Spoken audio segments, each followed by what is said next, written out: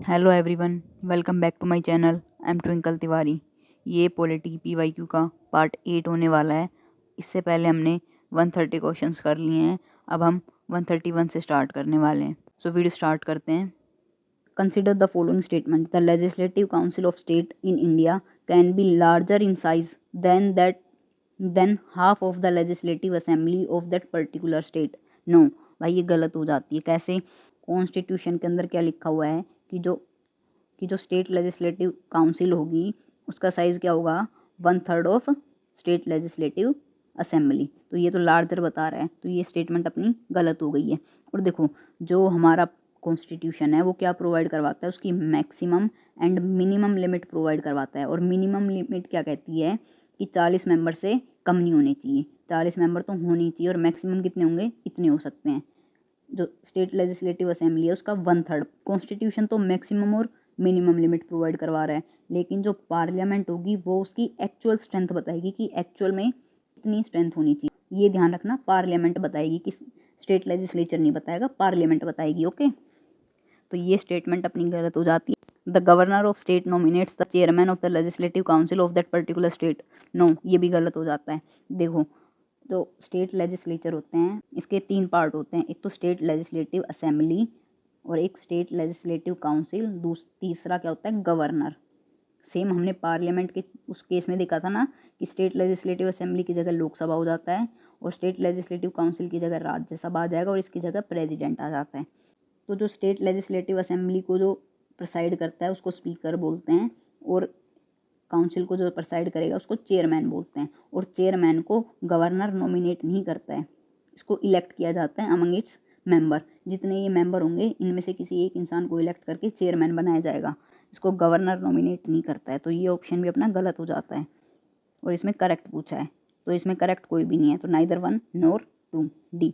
आगे चलते हैं। Consider the following statement. The speaker of legislative assembly shall vacate his or her office if he or she ceases to be a member of the assembly। ये statement बिल्कुल सही है। क्या है? State legislative assembly है, इसमें से क्या किया जाएगा? जो मेंबर होगा उनमें से एक इंसान को स्पीकर इलेक्ट कर लिया जाएगा। लेकिन क्या कंडीशन है? अगर स्पीकर एज ए मेंबर हट जाए तो उसको स्पीकर की पोस्ट से भी हटा दिया जाता है। तो स्पीकर के लिए क्या कंडीशन ज़रूरी है? कि वो उस हाउस का होना चाहिए। जिस पॉइंट पर वो हाउस का मेंबर नहीं होगा उस पॉइंट से उसको स्पीकर की पोस्ट से भी हटा दिया जाएगा। ओके, तो ये स्टेटमेंट बिल्कुल ठीक है। नेक्स्ट देखते हैं। Whenever the legislative assembly is dissolve the speaker shall vacate his or her office immediately. नहीं, बिल्कुल नहीं, ऐसा नहीं होता है। देखो क्या होता है, जो स्टेट लेजिस्लेटिव असेंबली है वो टेम्परेरी हाउस होता है। वो हर 5 साल में क्या होती है? डिसॉल्व हो जाती है। डिसॉल्व होके नई स्टेट लेजिस्लेटिव असेंबली आती है। हर 5 साल बाद सारे के सारे मेंबर क्या होते हैं? उस अपने अपने ऑफिस को वैकेट कर देते हैं। लेकिन सिर्फ स्पीकर एक ऐसा होता है जो अपने ऑफिस को वैकेट नहीं करता जब असेंबली डिसॉल्व हो जाती है। वो वैकेट कब करेगा? जब नई असेंबली आएगी, और नई असेंबली के लिए एक दूसरा स्पीकर चुना जाएगा। यानी कि पहले हम क्या करते हैं? पहले प्रोटेम स्पीकर को चुनते हैं। ठीक है, प्रोटेम स्पीकर कौन होगा? जो नई असेंबली बन के आई है उसका जो सीनियर मोस्ट मेंबर होता है उसको हम प्रोटेम स्पीकर बोलते हैं। जो पहले वाली असेंबली का स्पीकर होगा उसकी जगह पर प्रोटेम स्पीकर आएगा, तब ये अपने पोस्ट को वैकेट करेगा। और ये प्रोटेम स्पीकर भी क्या होता है? टेम्परेरी टाइम के लिए बनता है। ठीक है, इसका काम होता है जो असेंबली बनी है उसके मेंबर को ओथ दिलवाना। और जैसे ही हम नई असेंबली के स्पीकर को इलेक्ट कर लेंगे इसकी भी पोस्ट क्या हो जाएगी? डिसॉल्व हो जाएगी। ठीक है, तो ये स्टेटमेंट अपना गलत हो जाता है। इमीडिएटली ये अपनी पोस्ट को वैकेट नहीं करता है स्पीकर। करेक्ट पूछा है तो अपना आंसर हो जाएगा A, only 1। Which one of the following statement is correct? First क्या कह रहा है? In India the same person can not be appointed as governor for 2 और more states at the same time. No, ये statement गलत हो जाती है। 7th कॉन्स्टिट्यूशन अमेंडमेंट एक्ट किया गया था, तो उसमें ये बोला गया कि एक गवर्नर 2 या 2 से ज़्यादा स्टेट के लिए भी गवर्नर अपॉइंट किया जा सकता है। ठीक है, और ये कह रहा है कैन नॉट, तो ये अपनी स्टेटमेंट गलत हो गई। द जज of the high court of the state in India are appointed by the governor of the state just as जज of the supreme court are appointed by the president. गलत, ये स्टेटमेंट भी गलत हो जाएगी। ये देख लो इस स्टेटमेंट में यूपीएससी कैसे ट्रिक कर रहा है, इसकी चालाकी देखो। कह रहा है जो जज होगा हाई कोर्ट का उसको कौन अपॉइंट करेगा? गवर्नर अपॉइंट करेगा उस स्टेट का। जैसे कि ये देखो ये क्या कहते हैं, जस्ट एज, जैसे सुप्रीम कोर्ट के केस में प्रेसिडेंट अपॉइंट करता है ना, तो हाई कोर्ट के केस में कौन अपॉइंट करेगा, गवर्नर करेगा, क्योंकि स्टेट का हेड तो गवर्नर होता है ना। ये सोचेंगे हाँ सुप्रीम कोर्ट के जज को अगर प्रेसिडेंट कर रहा है तो हाई कोर्ट के जज को गवर्नर करेगा, नहीं ये गलत हो जाएगा। हाई कोर्ट के जज को भी प्रेसिडेंट ही अपॉइंट करता है, ठीक है। No procedure has been laid down in the constitution of India for the removal of governor from his or her post. Yes, बिल्कुल ये बात बिल्कुल ठीक है कि कॉन्स्टिट्यूशन में कोई भी प्रोसीजर नहीं दिया हुआ है कि गवर्नर को कैसे रिमूव करना है। गवर्नर को कौन अपॉइंट करता है, प्रेसिडेंट अपॉइंट करता है under his hand and seal, कि वो उसको एक अपॉइंटमेंट लेटर देगा कि आपको एज ए गवर्नर अपॉइंटमेंट किया जा रहा है और इसको रिमूव कौन करेगा, प्रेसिडेंट ही करेगा। तो कॉन्स्टिट्यूशन के अंदर गवर्नर को रिमूव करने का कोई प्रोसीजर नहीं लिखा हुआ है, तो ये स्टेटमेंट अपनी ठीक हो जाती है और करेक्ट ही पूछा है।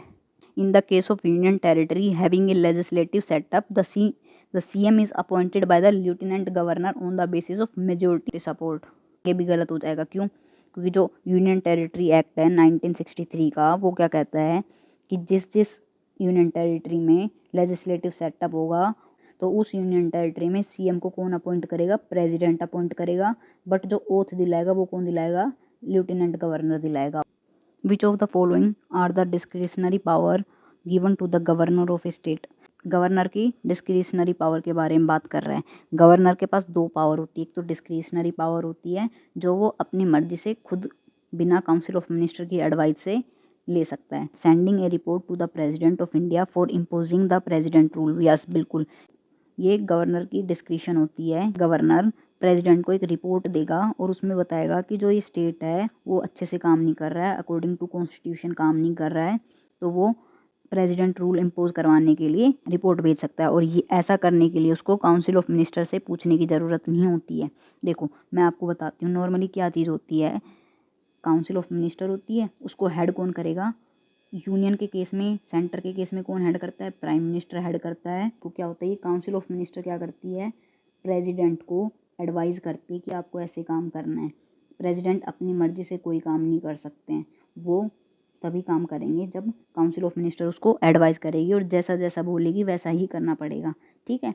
इसीलिए बोलते हैं कि जो प्रेसिडेंट है वो नॉमिनल हेड होता है, रियल पावर किसके पास होती है, प्राइम मिनिस्टर के पास। कैसे, क्योंकि प्रेसिडेंट को एडवाइस कौन कर रहा है, काउंसिल ऑफ मिनिस्टर, और काउंसिल मिनिस्टर को कौन हेड कर रहा है, prime minister. Okay, same case state में होता है, काउंसिल ऑफ मिनिस्टर होती है, CM होता है और गवर्नर होता है। तो गवर्नर वो काम करेगा जो काउंसिल ऑफ मिनिस्टर करने को बोलेगी, और काउंसिल ऑफ मिनिस्टर को कौन हेड कर रहा है, CM कर रहा है।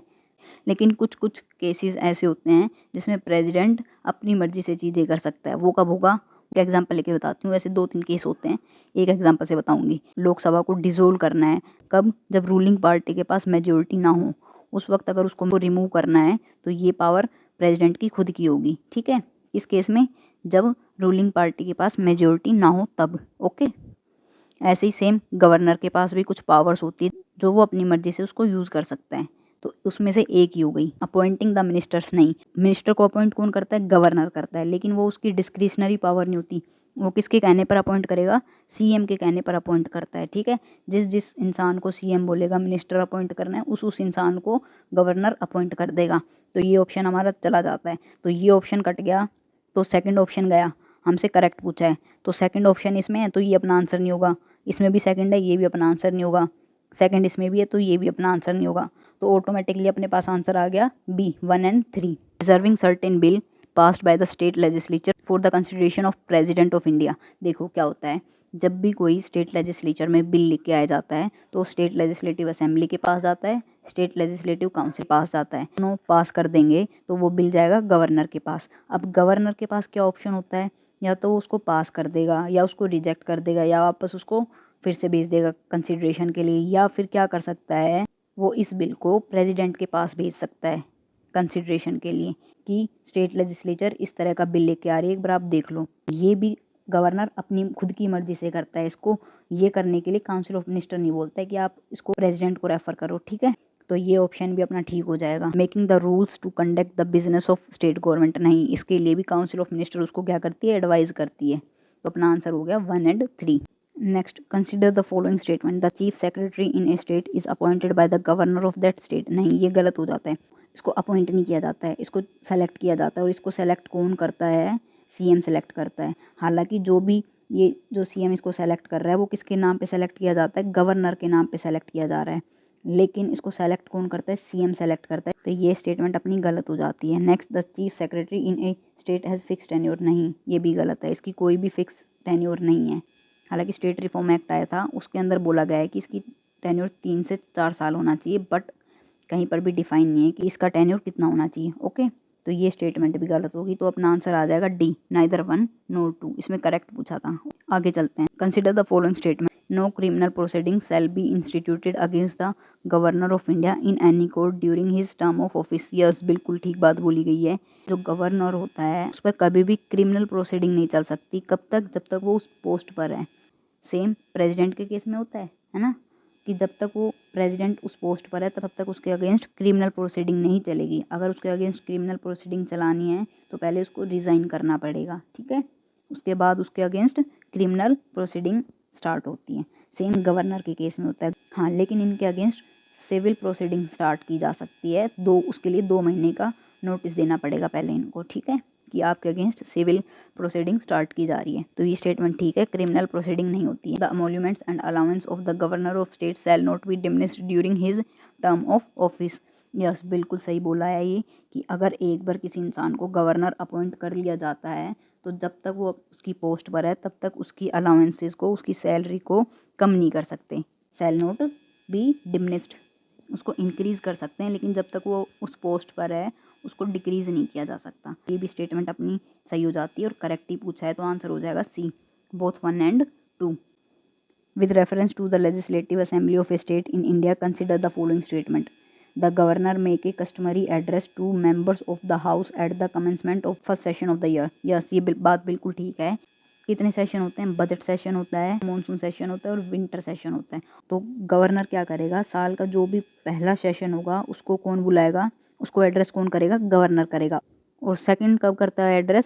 जब नई स्टेट लेजिस्लेटिव असेंबली बन के आती है तो उसका जो पहला सेशन होता है उसको भी गवर्नर एड्रेस करेगा। तो 2 चीज़ को एड्रेस कर रहा है, एक तो पहले सेशन को साल के, और जब नई असेंबली बन के आ रही है तो उसके पहले सेशन को भी गवर्नर एड्रेस करेगा। ओके, तो ये स्टेटमेंट ठीक हो जाती है। When A state legislature does not have a rule on a particular matter it follow the Lok Sabha rule on that matter. देखो, देखने में तो ये स्टेटमेंट सही लग रहा है, लेकिन ये स्टेटमेंट गलत है। कैसे गलत है? हमारे इंडिया में फेडरल सिस्टम चलता है, यानी कि स्टेट और यूनियन इन दोनों के पास सेपरेट पावर है। सेपरेट पावर कैसे है? क्योंकि कॉन्स्टिट्यूशन में इन दोनों की अलग अलग पावर लिखी हुई है। इस केस में स्टेट के अंदर जो स्टेट लेजिस्लेचर होगा उसकी भी पावर होगी, उसके भी जो रूल्स होंगे वो कहाँ पर लिखे हुए होंगे? कॉन्स्टिट्यूशन प्रोवाइड करवा रहा होगा। तो ऐसा नहीं है कि अगर स्टेट लेजिस्लेचर का कोई रूल नहीं है तो लोकसभा के रूल को देख सकता है। हम कंफ्यूज हो जाएंगे स्टेटमेंट को लेकर, कि हमें लगेगा कि हाँ ठीक तो है, अगर लोकसभा जैसा ही तो होता है स्टेट लेजिस्लेचर, अगर इसका खुद का रूल नहीं है तो लोकसभा के जैसा रूल फॉलो कर सकता है, ऐसा सोच के इसको सही कराएंगे। लेकिन ये स्टेटमेंट गलत है। कॉन्स्टिट्यूशन में स्पेसिफिकली लिखा हुआ है स्टेट लेजिस्लेचर की पावर भी और यूनियन की पावर भी। इसमें करेक्ट पूछा है तो अपना आंसर हो जाएगा ए, 1 ओनली। नेक्स्ट देखते हैं, which one of the following suggested that the governor should be an eminent person from outside the state and should be detached figure without intense political link and should not have taken part in politics in the recent past।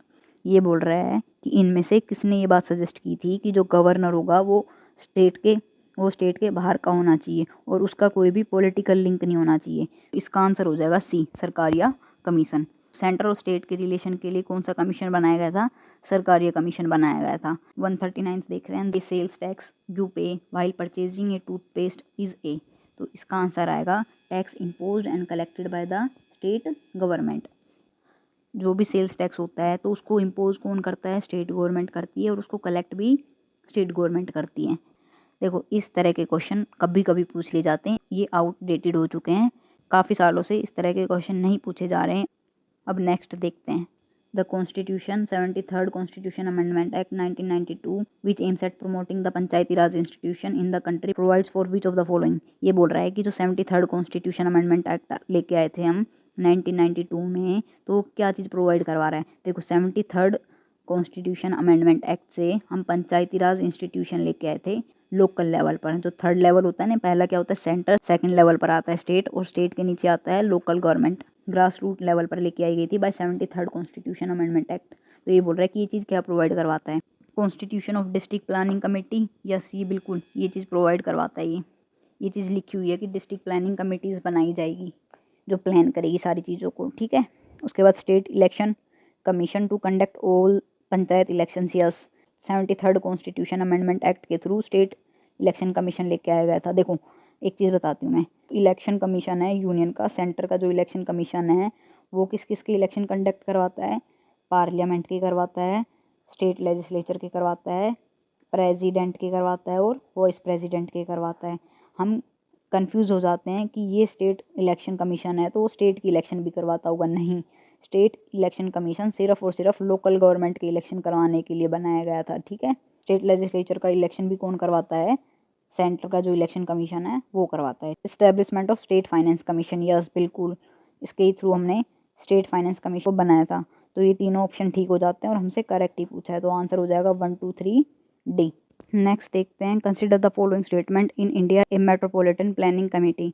हमें metropolitan planning committee के बारे में बताना। Is constituted under the provision of constitution of India. Yes, ये statement सही हो जाती है। देखो जो 73rd कॉन्स्टिट्यूशन अमेंडमेंट एक्ट था वो उसके थ्रू हम क्या लेके आए थे, पंचायती राज इंस्टीट्यूशन लेके आए थे। ये विलेज लेवल पे था, गाँव में क्या होती है, पंचायत होती है ना। 74th कॉन्स्टिट्यूशन अमेंडमेंट एक्ट से लेके आए थे, म्यूनसिपैलिटीज लेके आए थे। आर्टिकल नंबर 243ZE ये क्या ये प्रोवाइड करवाता है इस कमेटी के लिए कि एक कमेटी होनी चाहिए हमारे पास। ये कॉन्स्टिट्यूशन में चीज़ें लिखी हुई हैं, तो ये स्टेटमेंट ठीक है। और कॉन्स्टिट्यूशन के कौन से आर्टिकल में, article 243ZE prepares the draft development plan for the metropolitan area. Yes, ये स्टेटमेंट भी ठीक हो जाता है, डेवलपमेंट प्लान को ड्राफ्ट करती है, इसका काम ही है, ठीक है। Next, has the sole responsibility for implementing government sponsor scheme in the metropolitan area. ये स्टेटमेंट गलत हो जाती है। ये देखो एक तो कह रहा है सोल रिस्पॉन्सिबिलिटी, बस इसी की रिस्पॉन्सिबिलिटी है, जो भी स्कीम लेके आ रही है गवर्नमेंट उसको इम्प्लीमेंट करना, नहीं, ये चीज़ गलत हो जाती है। इसका काम क्या होता है, इसका काम सिर्फ और सिर्फ हेल्प करना है किस चीज़ में, जो डेवलपमेंट प्लान है उसका ड्राफ्ट बनाने में। इसमें करेक्ट पूछा है तो अपना आंसर 1 और 2 हो जाएगा, यानी कि ए 1 एंड 2 ओनली। आगे चलते हैं, in the area covered under the panchayat extension to the schedule area act 1996 what is the role and power of the Gram Sabha. हम 73rd अमेंडमेंट एक्ट से क्या लेके आए थे, पंचायत राज इंस्टीट्यूशन लेके आए थे, विलेज लेवल पे, है ना। लेकिन ये एक्ट शेड्यूल एरिया पर अप्लाई नहीं होता था, क्योंकि शेड्यूल एरिया में देखो क्या क्या आ जाते हैं, ट्राइबल्स आ जाते हैं, और ट्राइबल्स की जो लाइफ होती है, कस्टम होते हैं, रिचुअल्स होते हैं, वो बिल्कुल डिफरेंट होते हैं। जो 73rd कॉन्स्टिट्यूशन अमेंडमेंट एक्ट से जो चेंजेस लेके आए थे हम उसको डायरेक्टली इम्प्लीमेंट नहीं कर सकते थे, तो उसके लिए हम कौन सा एक्ट लेके आए, पीसा एक्ट। इसको शॉर्ट में क्या बोलते हैं, पीसा एक्ट 1996। तो इसमें बोल रहा है जो पीसा में जो ग्राम सभा होगी उसकी पावर क्या है, the Gram Sabha has the power to prevent alienation of land in the schedule area. Yes, ये स्टेटमेंट बिल्कुल ठीक हो जाती है। Gram Sabha has the ownership of minor forest produce. Yes, ये भी स्टेटमेंट ठीक हो जाएगी। जो ग्राम सभा है उसकी ओनरशिप होती है माइनर फॉरेस्ट प्रोड्यूस। फॉरेस्ट है, फॉरेस्ट में क्या क्या चीज़ें होती हैं, लीव हो गई, वुड हो गया, जो छोटे मोटी चीज़ें होती हैं ना फॉरेस्ट में, वो उन सब पर किसका राइट होता है, उन सब पर किसकी ओनरशिप होती है, ग्राम सभा की ओनरशिप होती है। तो ये स्टेटमेंट भी ठीक हो जाएगा। Recommendation of Gram Sabha is required for granting prospecting licence और mining lease for any mineral in the schedule area. जब भी हम माइनिंग करते हैं तो उससे पहले हमें लाइसेंस लेना पड़ता है। ये कह रहा है कि जब भी गवर्नमेंट क्या करेगी, लाइसेंस देगी तो किसी भी मिनरल को एक्सट्रैक्ट करने के लिए, तो उसके लिए ज़रूरी है कि ग्राम सभा की अप्रूवल ली जाए। नहीं, ये स्टेटमेंट गलत हो जाता है। कैसे, एक तो कह रहा है एनी मिनरल, एनी मिनरल में तो माइनर मिनरल्स भी आते हैं जो बहुत ही नॉर्मल होते हैं, तो उनको एक्सट्रैक्ट करने के लिए भी थोड़ी ना ज़रूरत होगी ग्राम सभा की। ओके, तो ये स्टेटमेंट अपनी गलत हो जाएगी। तो इसमें करेक्ट पूछा है तो अपना आंसर आ जाएगा 1 एंड 2। आगे चलते हैं, the government enacted the panchayat extension to schedule area PESA act in 1996 which one of the following is not identified as its objective. तो हमें बताना है कि इनमें से इसका ऑब्जेक्टिव कौन सा नहीं है। टू प्रोवाइड सेल्फ गवर्नेंस, इसका पर्पज़ यही तो था कि हमें सेल्फ गवर्नेंस लेके आनी है, वो लोग अपने अकॉर्डिंग रूल बनाएं, अपने कल्चर को प्रिवेंट करे, सेल्फ गवर्नेंस हो। तो ये जो स्टेटमेंट है ये ठीक हो जाएगी। बट हमसे पूछा है not a objective to recognise traditional right. Yes, बिल्कुल भाई, उनको अपने जो ट्रेडिशनल राइट है उनको रिकॉग्नाइज करना है, उनको प्रोटेक्ट करना है। तो पीस एक्ट का एक ऑब्जेक्टिव ये भी हो जाता है। ओके, आगे, to create autonomous region in the tribal area, ये गलत हो जाता है। ऑटोनोमस की रीजन क्रिएट नहीं करना है। ऑटोनोमस रीजन क्या होता है, एक रीजन होता है और उस पर सिर्फ इन्हीं का राइट होगा, वो कैसे भी इसमें काम करे, अपनी गवर्नमेंट कैसे बनाए, ऐसा नहीं होता है। ठीक है, जो पीसा एक्ट है वो इस चीज़ के लिए नहीं लेके आया गया है, ये ग्रास रूट लेवल पर गवर्नेंस लाने के लिए लेके आया गया है। ठीक है, कि जो नीचे लेवल पर जो लोग हैं, थर्ड लेवल पर जो लोग हैं, उनके पास भी थोड़ी बहुत पावर हो। तो इसका ऑब्जेक्टिव ये नहीं होता है। आंसर हो जाएगा सी। नॉट ऑब्जेक्टिव पूछा है ना, to free tribal people from exploitation. Yes भाई, कितनी सिंपल सी बात कह रहा है ना, पॉजिटिव सी बात कह रहा है कि हाँ, लोगों को जो एक्सप्लॉयटेशन हो रहा है ट्राइबल्स का, उसको उससे फ्री करवाना है। हाँ बिल्कुल, ये इसका ऑब्जेक्टिव होगा। आगे चलते हैं। Under the schedule tribe and other traditional forest dweller recognition of forest right act, who will be the authority to initiate the process for determining the nature and extent of individual and community forest right और both. ये कह रहा है कि community forest right और individual के क्या right होंगे, इसको डिटरमाइन करने की अथॉरिटी किसके पास होगी। According to this forest dweller act, ये जो अथॉरिटी होती है, ये पावर होती है ग्राम सभा के पास। इसका आंसर हो जाएगा डी।